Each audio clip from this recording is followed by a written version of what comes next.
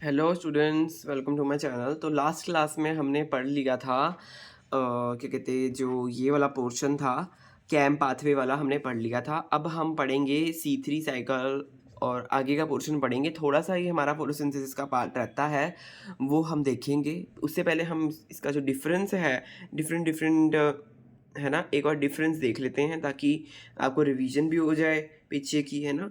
तो चलिए देखते हैं। C3 C4 कैम, तीन प्रकार के हमारे पास पाथवे हैं, हमें पता ही है। C3 पाथवे है, C4 पाथवे है, कैम पाथवे है। ये प्रॉपर्टीज़ क्या क्या प्रॉपर्टीज़ इनकी हैं? इनकी प्रॉपर्टीज़ हैं प्रोडक्ट। प्रोडक्ट क्या बनता है? C3 पाथवे का प्रोडक्ट बनता है G3P, ठीक है। G3 glyceraldehyde 3 phosphate. और प्रोडक्ट इसका C4 पाथवे का प्रोडक्ट क्या बनता है? मैलेट। और कैम पाथवे का प्रोडक्ट क्या बनता है? मैलेट। इन दोनों का मैलेट बनता है। Stomata open during day. C3 में क्या ओपन होता है? हाँ होता है। C4 में भी होता है, पर कैम में नहीं होता। डे में ओपन नहीं होता ना। हाँ, डे में ओपन नहीं होता, नाइट में ही ओपन होता है इसमें। क्या कहते हैं, कैम पाथवे में नाइट में ओपन होता है। यहाँ पे देखा था ना हमने कल, प्रोसेस पूरा नाइट में। यहाँ पे प्रोसेस में क्या कहते हैं, हमारा स्टोमेटा ओपन हुआ था, फिर हमारा सारा काम हुआ था अंदर। बाइकार्बोनेट और इसने फॉस्फोइनॉल पायरुवेट ने मिलके क्या किया था, ऑक्सैलो एसिटिक बनाया था। फिर मैलिक एसिड बना, फिर वो वैक्यूल में स्टोर हुआ, फिर दिन में तो टोमेटो बंद ही रहा। फिर मैलिक एसिड मैलिक एसिड ने क्या किया, मैलिक एसिड बाहर आया। फिर उसने क्या बनाया, फिर उसने पायरुवेट बना दिया। पायरुवेट फिर स्टार्च बनेगा। पायरुवेट से स्टार्च कैसे बनेगा, अब उसका हम प्रोसेस आगे देखेंगे, अभी थोड़ी देर के बाद इसी क्लास में देखेंगे। फोटोसिंथेसिस एंजाइम C3 के केस में है, रुबिस्को है C3 के केस में, पेप्को है C4 के केस में, कैम है पेप्को, और कैम के केस में भी पेप्को है, C4 में भी पेप्को है, C3 Rubisco. Inhibition of photosynthesis by O2। कौन इनहिबिट करता है फोटोसिंथेसिस को? क्या यहाँ पे इनहिबिट होती है? C3 में हाँ होती है, C4 में इनहिबिट नहीं होती। कैम में नाइट में नहीं होती, सुबह के टाइम होती है इनहिबिट फोटोसिंथेसिस। अगर हम बात करें फोटो, बेसिकली फोटो, हाँ, नाइट में ये क्लोज रहता है ना। नाइट में क्लोज रहता है, इसलिए ये तब होती नहीं है। क्लाइमेट की बात करें तो ये मॉडरेट है। C4 वाला मॉडरेट है, मॉडरेट क्लाइमेट में होता है। C4 वाला वार्म क्लाइमेट में हो सकता है। कैम पाथवे जो है वो वेरी हॉट, बहुत ज़्यादा गर्म में। और वैसे भी इसके पास तो वो है ना, इसके पास कि ये रात के टाइम पे होते हैं, इसलिए गर्म में भी हो सकते हैं, क्योंकि रात के टाइम पे ही इसका स्टमेटा खुल रहा है, इसलिए वेरी हॉट में भी हो सकता है। वाटर लॉस इसका हाई है, C3 में हाई है वाटर लॉस, ठीक है। इसमें लीस्ट है और इसमें लो है। ऑब्वियसली वाटर लॉस क्यों करेगा, इतनी गर्म इलाका है तो ये क्यों वाटर लॉस करेगा। रुबिस्को की लोकेशन, रुबिस्को की लोकेशन कौन सी है? इसमें है मीजोफिल, इसमें बंडल शीट सेल है। C4 प्लांट में हमने देखा था ना, उसमें क्रैंस एनाटॉमी होती है। क्रैंस एनाटॉमी में हम बंडल शीट सेल देखते हैं, तो यहाँ पे एक बंडल शीट सेल है। और मीजोफिल इसमें, कैम में मीजोफिल है। प्लांट्स में क्या होता है? प्लांट्स में 85 से 89% जो है प्लांट्स वो C3 प्लांट है। और C4 ट्रॉपिकल जो प्लांट्स, ट्रॉपिकल ग्रासेस और कॉर्न जो होते हैं वो C4 है। कैम कौन से हैं? सकुलेंट्स होते हैं जो 10%, वो कैम प्लांट्स हैं। फोटो रेस्पिरेशन C3 में हो रही, फोटो रेस्पिरेशन C4 में नहीं होती। फोटो रेस्पिरेशन कैम में भी नहीं होती। Carbon dioxide compensation point C3 का हाई है, कंपनसेशन पॉइंट। C4 का नहीं है, इसका भी नहीं है। CO2 कंपनसेशन पॉइंट हमने देख लिया। हाँ, C3 साइकिल लोकेशन, ये स्ट्रोमा में, C3 में ये स्ट्रोमा में होगी, इसमें बंडल शीट सेल में होगी, ये तो हमें पता ही है। ये तो हमें पता ही है, स्ट्रोमा में होता है, मेसोफिल में होता है। ये वाला जो है बंडल सीड सेल में होता है। बंडल सीड सेल के अंदर जो है वो C4 मतलब 2 अलग-अलग जगह में हो जाती है, C3 और C4 अलग जगह में, C3 अलग में। और ये जो है कैम, ये मेसोफिल में होता है। यहाँ पे कुछ लिखा हुआ है मैंने थोड़ा, सॉरी पता नहीं आपको दिखा कि नहीं। एक बार फिर से लास्ट पॉइंट में एक बार दोबारा से बता देता हूँ। ये स्ट्रोमा में होता है और ये बंडल सीड सेल में होता है और ये मेसोफिल सेल्स में होता है। जो C3 की लोकेशन है इसमें दिन में, है ना। अब हम आगे बढ़ देते हैं, जो है कि देखिए 12 कार्बन का जो है 12 कार्बन जो 98% 12 कार्बन जो 12 आइसोटोप वाला कार्बन हमें देखने को मिलता है। तो ऐसा क्यों है? क्योंकि वो रूबीज को फिक्स करता है, इसको एक्वल कार्बन के जो कार्बन डाइऑक्साइड है इसको ये फिक्स करता है रूबीज को। सॉर्गम कॉर्न शुगर जो होता है उसमें 13/12 रेशो जो है कार्बन की वो ऐसे होती है, मतलब 13 कम होता है। 13 कार्बन कम है, -14 मतलब 13 कार्बन कम है। 12 कार्बन ज़्यादा है, लाइटर आइसोटोप है, एसिमिलेशन इसका ज़्यादा होता है 12 कार्बन का, क्योंकि ये लाइटर आइसोटोप है। Wheat, rice, beans, fruit, vegetables जो होते हैं इसमें क्या होता है? इसमें जो है इसमें C3 साइकिल देखने को मिलती है, क्योंकि कंपैरेटिवली जो 13th नंबर का कार्बन है वो ज़्यादा है, ज़्यादा नेगेटिव है। यहाँ पे थोड़ा कम नेगेटिव है, कंपैरेटिवली है, इसलिए यहाँ पे कम नेगेटिव वाले में हो रही है C4 साइकिल, और C4 साइकिल हो रही है किसमें? इसमें हो रही है, ठीक है। सॉर्गम, कॉर्न, शुगर और वीट, राइस, बीन, फ्रूट जो है इनमें हो रही C3 साइकिल, और इसमें -28 लिखा हुआ है, जो कि कंपैरेटिवली ज़्यादा नेगेटिव है, ज़्यादा कम है इसका कंटेंट, 13 का कंटेंट ज़्यादा कम है। C3 प्लांट और C4 प्लांट, रूबिस्को यहाँ पे यूज़ होता है, यहाँ पे पैपकेज क्या कहते हैं यूज़ होता है। 13 कार्बन डिवाइडेड की जो रेशो है, 13/12 कार्बन की जो रेशो है वो C4 और C3 में वेरी करती है। आप इसको बस लर्न कर लीजिए। एक प्रकार की वो है ये इम्पोर्टेंट बात, जिससे कि मतलब हमें ऐसा है मतलब ये थोड़ा टेक्निकल है, जैसे कभी क्वेश्चंस में पूछा हुआ है ना, तो मैंने यहाँ लिखा हुआ है C4 प्लांट की ज़्यादा है रेशो, ज़्यादा रेशो है C4 प्लांट में, ज़्यादा रेशो है किसकी? 13 कार्बन की कंपैरेटिवली। ये 13/12 रेशो जो है C4 प्लांट की वो ज़्यादा है, ये कम नेगेटिव है ना, तो इसलिए ज़्यादा है, और इसमें C3 में ज़्यादा नेगेटिव है, तो ये कम है। बस ऐसे आप इसको याद रखें, ऐसे पूछ लेता है क्वेश्चन में कि किसकी रेशो कितनी है, -14 और 4 14 3 ऐसे कर सकते हैं, 4 14 -14% ऐसे याद रख सकते हैं। अब हम इसको पढ़ते हैं।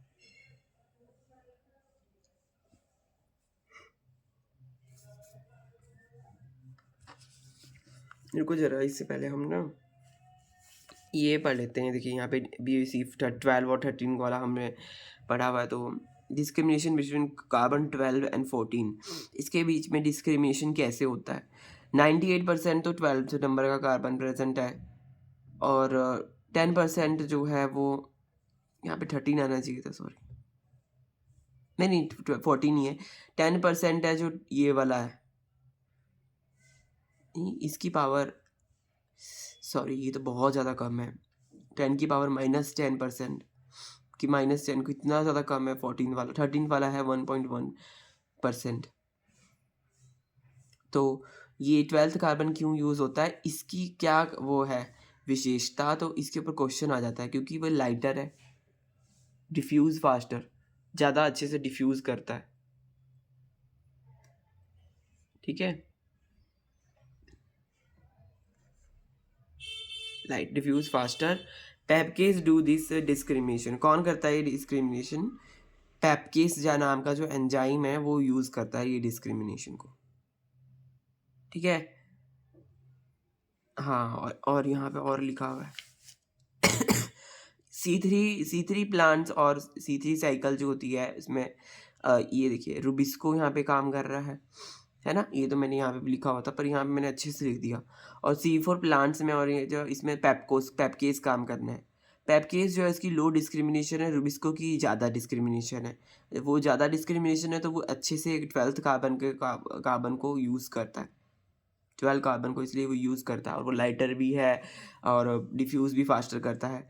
13 by 12th carbon reflect how much carbon fixed via C3 and C4 pathway. जो 12 और 13th कार्बन है, 13th by 12th कार्बन जो है ये क्या रिफ्लेक्ट करता है? ये रिफ्लेक्ट करता है कि कितना कार्बन जो है वो फिक्स हो रहा है via C3 and C4 pathway. कितना कार्बन फिक्स हो रहा है C3 और C4 पाथवे से, कितना कार्बन फिक्स हो रहा है, तो ये हमें रिफ्लेक्ट करता है। 13 डिवाइडेड बाई 12 कार्बन जो है ये हमें रिफ्लेक्ट करता है।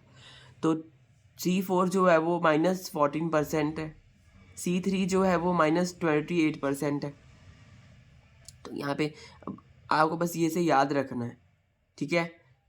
Reflects how much carbon via C3 and C4 pathway. तो यहाँ पे देखिए इतना कार्बन जो है वो फिक्स हो रहा है C4 से, 14% तो इसलिए इसकी रेशियो जो है वो कंपैरेटिवली ज़्यादा है।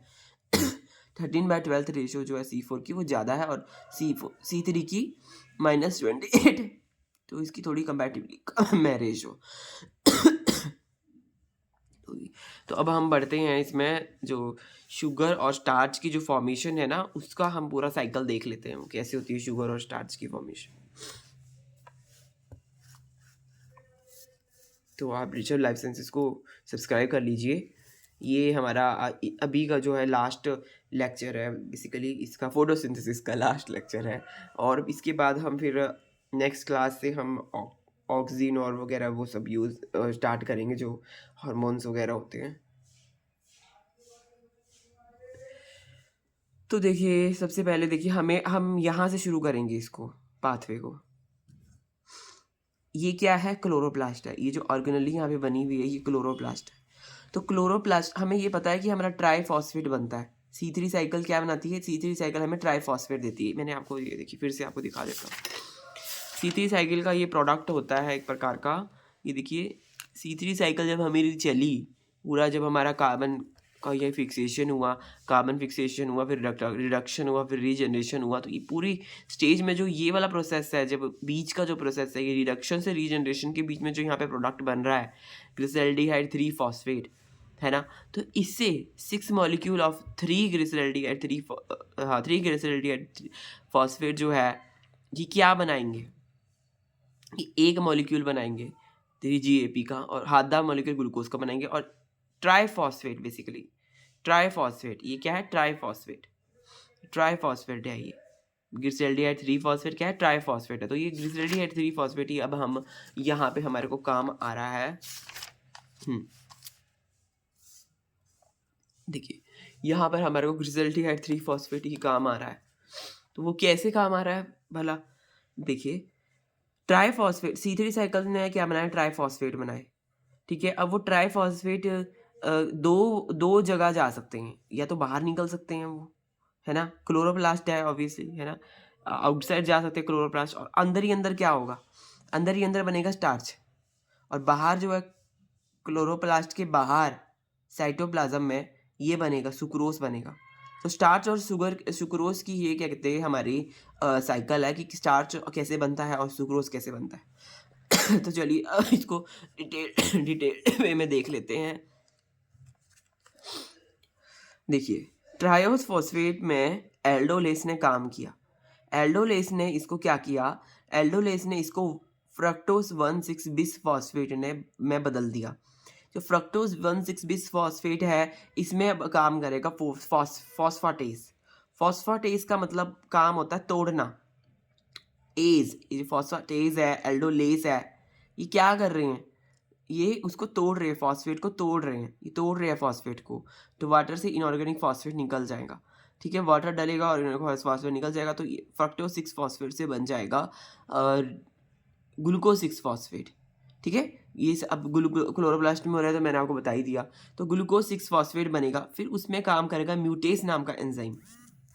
म्यूटेस नाम का एंजाइम बेसिकली ये तो देखो 6 फॉस्फेट फ्रक्टोज से ग्लूकोज बन गया है ना, रिड्यूसिंग शुगर बन गई है ना, थोड़ा मतलब कम लेवल की ये जो फ्रक्टोज होता है उसमें ज़्यादा नंबर ऑफ कार्बन होते हैं, ये इसमें कम नंबर ऑफ कार्बन होते हैं, है ना।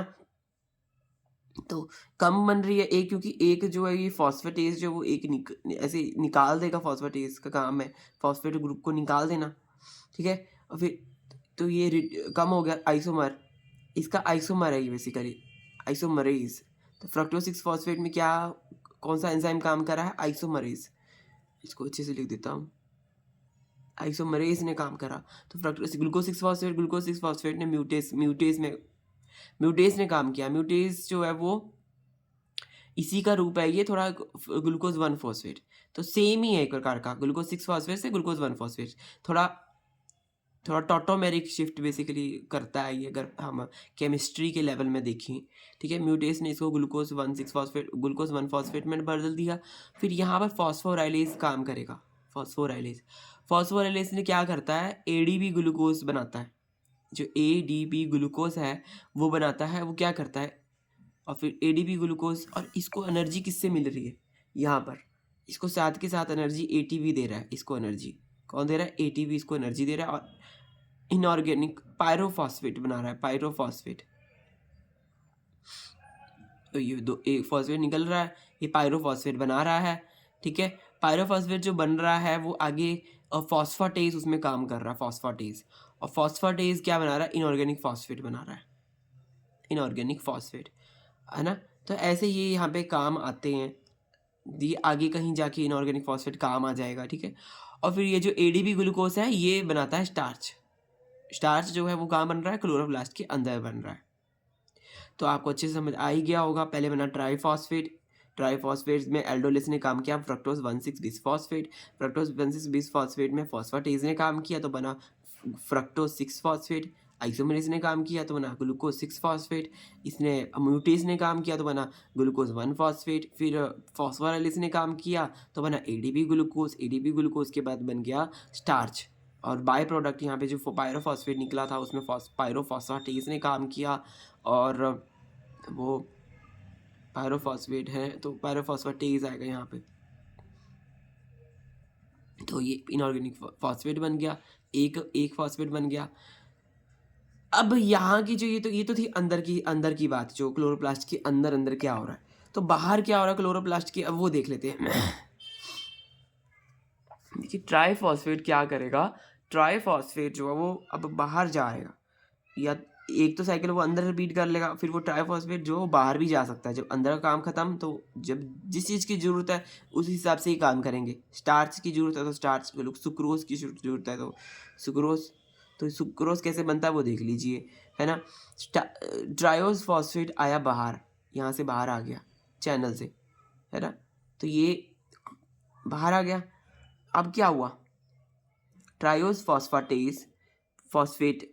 फॉस्फेट फिर वही काम होगा, यहाँ पे एल्डोलेस ही काम करेगा। एल्डोलेस ने काम किया, इसको बनाया। एंजाइम तो हर एक ही है, जैसे यहाँ पे एल्डोलेस ने इसको फ्रक्टोज 1,6 बिसफॉस्फेट में बदला था, वैसे यहाँ पे भी एल्डोलेस जो है इसको फ्रक्टोज 1,6 बिसफॉस्फेट में बदल देगा।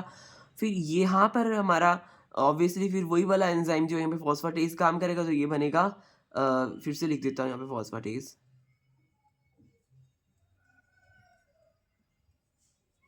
ये बनेगा फ्रक्टोज 6 फॉस्फेट, और यहाँ पे वाटर से इनऑर्गेनिक फॉस्फेट जो है वो तो हमारा बनता ही है, तो यहाँ पे वो शो करा हुआ है। ठीक है, और फ्रक्टोज 6 फॉस्फेट बन गया। फ्रक्टोज 6 फॉस्फेट से फिर क्या बनेगा, ग्लूकोज 6 फॉस्फेट बनेगा। तो हम कहाँ थे हम, तो हम ये थे, देखो फ्रक्टोज 6 फॉस्फेट जो है, पहले ये बना फॉस्फेटेज ने यहाँ पे काम करा फ्रक्टोज 1,6 बिसफॉस्फेट में, तो ये बना फ्रक्टोज 6 फॉस्फेट। तो ये जो यहाँ पे इनऑर्गेनिक फॉस्फेट है, ये इनऑर्गेनिक फॉस्फेट जो है ये अंदर चले जाते हैं, अंदर चले जाते हैं। तो अंदर इनऑर्गेनिक फॉस्फेट ये ऐसे चले जाते हैं, ट्रैवल करके अंदर चले जाते हैं। फिर जहाँ पे ज़रूरत होती है क्लोरोप्लास्ट में उसकी, है ना, इनऑर्गेनिक फॉस्फेट की, तो वहाँ पे वो यूज़ होते हैं फिर, ठीक है। ऐसे वेस्ट कुछ नहीं होता है। सॉरी। तो यहाँ देखिए क्या हो रहा है। तो यहाँ पर भगवान मेरे गला देखिए, ये देखिए यहाँ पे क्या हो रहा है, ये फ्रक्टोज 6 फॉस्फेट जो है उसमें ये बन रहा है फ्रक्टोज 6 फॉस्फेट। अब यहाँ पर आइसोमरेज काम करेगा। आइसोमरेज दो दो चीज़ें हो सकती हैं, या तो ये पूरा स्टेप से जाएगा, लास्ट में जाकर यहाँ पे सुक्रोज 6 फॉस्फेट बनेगा, या तो एक मतलब एक ही बार में आइसोमरेज काम करेगा और एक ही बार में जाके ये बन जाएगा, डायरेक्ट बन जाएगा। और डायरेक्ट बनने में यहाँ पर एक एंजाइम है, उसकी हम जिक्र करेंगे क्या एंजाइम है वो। पहले हम इसका स्टेप बाय स्टेप देख लेते हैं। ऑब्वियसली हमने पहले भी देखा है, ऊपर भी वही स्टेप्स हो रहे हैं। देखिए ऊपर वही स्टेप्स हो रहे हैं। तो ग्लूकोज 6 फॉस्फेट में म्यूटेस ने काम करा, फिर म्यूटेस ने काम करा, ये बना ग्लूकोज 1 फॉस्फेट, 6 फॉस्फेट से 1 फॉस्फेट। फिर यहाँ पर यूडीपी ग्लूकोज, ये यूजी क्या है, यूडीपी ग्लूकोज पायरोफॉस्फोराइलेज, ठीक है, पायरोफॉस्फोराइलेज। यहाँ पे यूडीपी ग्लूकोज पायरोफॉस्फोराइलेज यहाँ पे काम करेगा, मैंने शॉर्ट फॉर्म में लिखा हुआ है, ठीक है। फिर क्या होगा, यूटीपी का यहाँ पे यूज़ हो रहा है, ये एंजाइम है यूडीपी ग्लूकोज। ऑब्वियसली ये यूडीपी ग्लूकोज बनेगा, तो इसलिए पहले यूडीपी ग्लूकोज पायरोफॉस्फोराइलेज और यूटीपी यहाँ पे यूज़ होगा। फिर इनऑर्गेनिक फॉस्फेट हमारे को यहाँ से निकल जाएगा और बन जाएगा हमारा यूडीपी ग्लूकोज बन जाएगा हमारा, ठीक है। फिर यूडीपी ग्लूकोज से फिर जो है ये वाला यहाँ पर एंजाइम काम करता है, जो इसका एंजाइम का नाम है सुक्रोज 6 फॉस्फेट सिंथेज, क्योंकि सिंथेज होना है इसका सुक्रोज 6 फॉस्फेट का, तो इसलिए सुक्रोज 6 फॉस्फेट सिंथेज जो है वो बना देगा यूडीपी ग्लूकोज से सुक्रोज 6 फॉस्फेट बन जाएगा। अब यहाँ पर दूसरी बात जो हमने देखी है, तो देखो पूरे स्टेप के फॉर्म में हो रहा है, ठीक है। अगर हम देखें कि बिना इतने स्टेप्स किए कैसे हो जाएगा, आइसोमरेज सीधा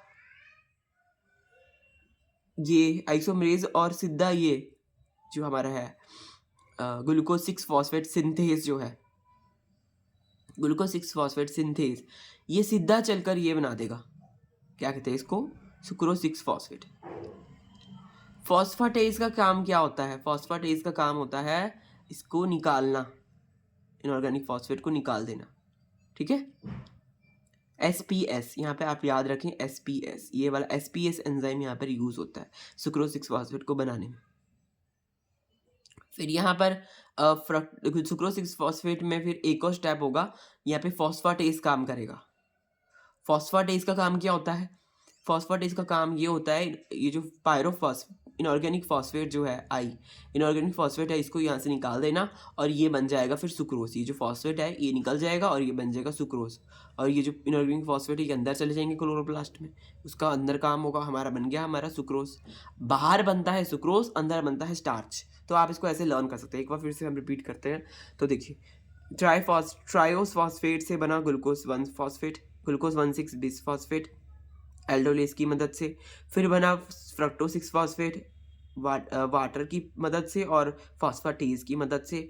फिर फ्रक्टोज 6 फॉस्फेट जो है दो पाथ ले सकता है। पहला पाथ है कि आइसोमरेज से वो बनाएगा ग्लूकोज 6 फॉस्फेट, म्यूटेज से बनाएगा, फिर म्यूटेज की मदद लेगा और बनेगा ग्लूकोज 1 फॉस्फेट। 1 फॉस्फेट से फिर ये एडीपी ग्लूकोज पायरोफॉस्फोराइलेज जब काम करेगा और यूटीपी की मदद लेगा तो इनऑर्गेनिक फॉस्फेट निकल जाएगा, बनेगा यूडीपी ग्लूकोज। यूडीपी ग्लूकोज के बाद बनेगा सुक्रोज 6 फॉस्फेट।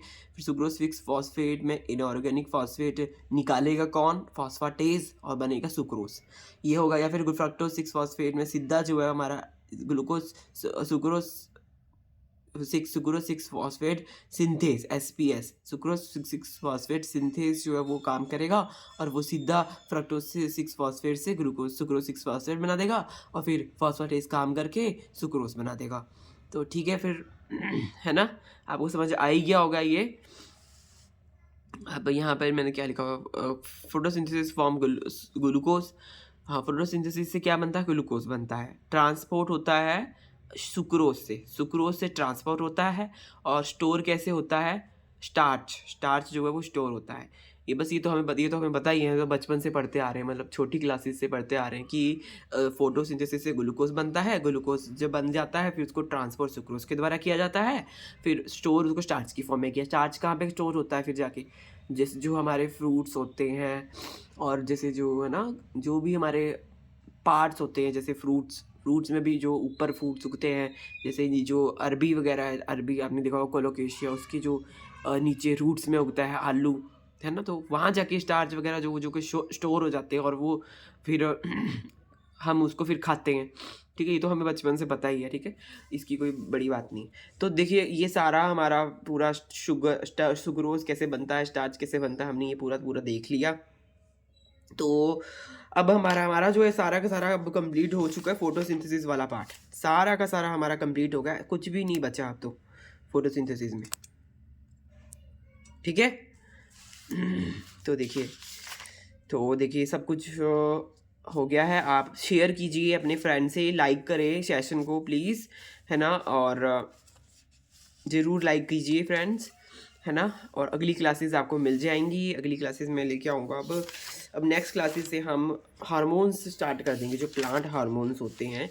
ऑक्सिन स्टार्ट करेंगे, फिर हम क्या कहते हैं, जिबरलिन, बहुत सारे हार्मोन्स हैं, पता ही होगा आपको कितने सारे हार्मोन्स हैं हमारे। फिर हम करेंगे, तो आप बस सब्सक्राइब कर लीजिए फ्रेंड्स, ठीक है, और आपको ये कंटेंट जो है आपको मिल जाएगा, और अच्छे से आप पढ़ सकते हैं। ठीक है, bye bye, have a nice day.